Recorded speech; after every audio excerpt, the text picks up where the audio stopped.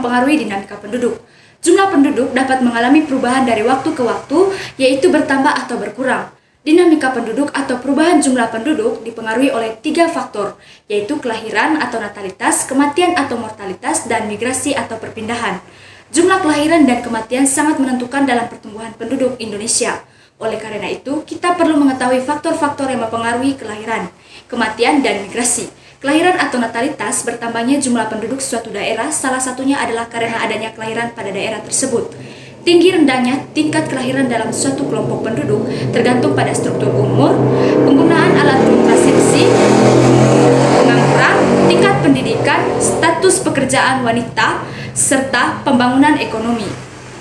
Berikut dikemukakan faktor-faktor yang berpengaruh terhadap tingkat kelahiran baik yang pro atau penunjang maupun yang kontra atau penghambat. Tingkat kelahiran pada suatu wilayah. Yang pertama itu penunjang kelahiran atau pronatalitas, antara lain pertama menikah di usia muda, yang kedua pandangan masyarakat banyak anak banyak rezeki, yang ketiga anak menjadi harapan orang tua sebagai pencari nafkah, yang keempat anak merupakan penentu status sosial, yang kelima anak merupakan penerus keturunan, terutama anak laki-laki. Lalu yang ke-B, penghambat kelahiran atau antinatalitas, antara lain sebagai berikut. Yang pertama, pelaksana program keluarga berencana atau KB. Yang kedua, penundaan usia perkawinan dengan alasan menyelesaikan pendidikan.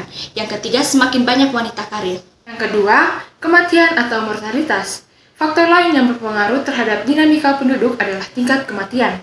Terdapat 2 kategori dalam menentukan tingkat kematian, yaitu tingkat kematian kasar dan tingkat kematian khusus. Tingkat kematian kasar adalah banyaknya orang yang meninggal pada suatu tahun per jumlah penduduk pertengahan tahun tersebut. Tingkat kematian khusus dipengaruhi oleh beberapa faktor, antara lain umur, jenis kelamin, dan pekerjaan. Faktor yang menunjang dan menghambat kematian atau mortalitas di Indonesia adalah sebagai berikut. A. Penunjang kematian atau promortalitas, antara lain rendahnya kesadaran masyarakat akan pentingnya kesehatan, fasilitas kesehatan yang belum memadai, keadaan gizi penduduk yang rendah, terjadinya bencana alam seperti gunung meletus, gempa bumi, banjir, peperangan, wabah penyakit, dan pembunuhan. Yang ke-B, penghambat kematian atau anti-mortalitas, di antaranya meningkatkan kesadaran penduduk akan pentingnya kesehatan, fasilitas kesehatan yang memadai, meningkatnya keadaan gizi penduduk, dan memperbanyak tenaga medis seperti dokter dan bidan. Ketiga, migrasi penduduk. Faktor berikutnya yang berpengaruh terhadap dinamika penduduk adalah migrasi penduduk. Migrasi merupakan bagian dari mobilitas penduduk. Mobilitas penduduk adalah perpindahan penduduk dari suatu daerah ke daerah lain. Mobilitas penduduk ada yang bersifat non-permanen atau sementara, misalnya turisme baik nasional maupun internasional, dan ada pula mobilitas penduduk permanen atau menetap. Mobilitas penduduk permanen disebut migrasi, sehingga migrasi adalah perpindahan penduduk dari suatu tempat ke tempat lain dengan melewati batas negara atau batas administrasi dengan tujuan untuk menetap. Sumber data kependudukan hukumnya setiap memiliki data kependudukan yang akurat. Data kependudukan tersebut dapat diperoleh melalui hasil sensus, survei, dan registrasi penduduk. Yang pertama, sensus penduduk. Sensus penduduk di Indonesia dilaksanakan setiap 10 tahun sekali, sehingga pada tahun 2020 ini, pemerintah Indonesia melaksanakan sensus penduduk, baik secara online maupun pencatatan langsung. Pengertian sensus penduduk. Sensus penduduk adalah keseluruhan proses mengumpulkan, menghimpun, menyusun, dan menerbitkan data demografi serta ekonomi dan sosial yang menyangkut semua orang pada waktu tertentu. Sehingga data sensus yang dikumpulkan meliputi karakteristik demografi, ketenaga kerjaan, dan sosial budaya. Karakteristik demografi yang dikumpulkan adalah mengenai kelahiran, kematian dan migrasi, serta riwayat kelahiran dan kematian anak dari wanita pernah menikah. Data yang dihimpun pada bidang ketenaga kerjaan mencakup lapangan usaha, jenis pekerjaan, dan status pekerjaan. Sedangkan data sosial budaya mencakup tingkat pendidikan, kondisi dan tempat tinggal dan kegiatan penduduk, lanjut usia atau lansia. Yang kedua, Tujuan sensus penduduk. Sejalan dengan pengertiannya, tujuan sensus penduduk diantaranya yang pertama, mengetahui perubahan penduduk dari waktu ke waktu dalam satu periode. Yang kedua, mengetahui jumlah sebaran dan kepadatan penduduk pada setiap wilayah. Yang ketiga, mengetahui berbagai informasi tentang kependudukan seperti angka kelahiran, kematian, migrasi, dan berbagai faktor yang mempengaruhinya. Yang keempat, sebagai sumber data dalam perencanaan dan penentuan kebijakan pembangunan nasional. 3. Jenis-jenis sensus penduduk. Yang pertama, berdasarkan tempat tinggal penduduk. Sensus dibedakan menjadi A. De facto, yaitu cara menghitung jumlah penduduk terhadap warga yang ditemukan pada saat pencacahan berlangsung, walaupun orang tersebut bukan warga asli pada wilayah yang sedang diadakan sensus. Kedua, de jure, yaitu dilakukan dengan cara melakukan penghitungan terhadap warga penduduk asli dari daerah yang sedang dilakukan sensus. Jadi, andaikan ditemukan orang yang bukan asli penduduk di sana pada saat sensus, maka tidak dimasukkan dalam penghitungan untuk membedakan antara penduduk asli dan bukan asli. Ialah dari kepemilikan kartu tanda penduduk atau KTP atau kartu keluarga atau Berdasarkan metode pengisiannya, sensus penduduk dibedakan menjadi dua. Yang pertama, metode canvasser, yaitu pelaksanaan sensus di mana petugas mendatangi tempat tinggal penduduk dan mengisi daftar pertanyaan. Keunggulan metode ini, data yang diperoleh lebih terjamin kelengkapannya dan penduduk sulit untuk memasukkan data. Sedangkan kekurangannya adalah waktu yang diperlukan lebih lama karena jumlah petugas yang terbatas dan wilayah yang luas. Yang kedua, metode householder, yaitu pelaksanaan sensus di mana pengisian daftar pertanyaannya dilakukan oleh penduduk sendiri. Kelebihan cara ini adalah waktu yang diperlukan lebih cepat karena petugas tidak harus menandatangani satu persatu penduduk. Daftar pertanyaan dapat dikirimkan atau dititipkan pada aparat desa. Sedangkan kekurangannya adalah data yang diperoleh kurang terjamin kebenarannya karena ada kemungkinan penduduk tidak mengisi data sesuai dengan kondisi sebenarnya. Keunggulan dan kelemahan sensus. Yang pertama, keunggulan pelaksanaan sensus de jure diantaranya sebagai berikut.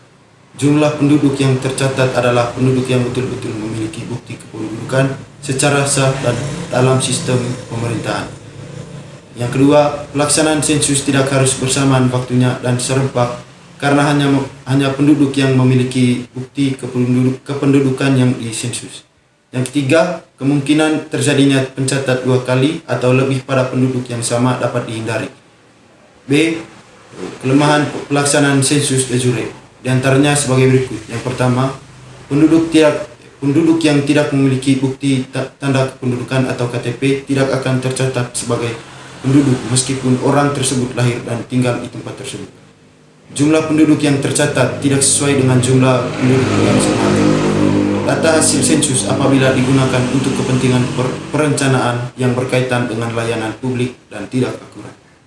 C. Keunggulan pelaksanaan sensus de facto diantaranya sebagai berikut. Jumlah penduduk yang tercatat adalah jumlah real di suatu tempat. A. Dilakukan secara serempak di setiap daerah sehingga data cepat terkumpul dan lebih cepat diolah. Yang B. Data yang diperoleh dapat digunakan untuk kepentingan perencanaan yang berkaitan dengan layanan publik. Yang D. Kelemahan pelaksanaan sensus de facto diantaranya sebagai berikut. A. Kemungkinan pencatatan dua kali atau lebih pada penduduk yang sama dapat terjadi. Yang C. Untuk negara luas ditugaskan di dana dilakukan secara serempak. Yang C. Bagi daerah dan mobilitas penduduk sangat dinamis seperti di laut, pesawat, kereta, dan kendaraan lain.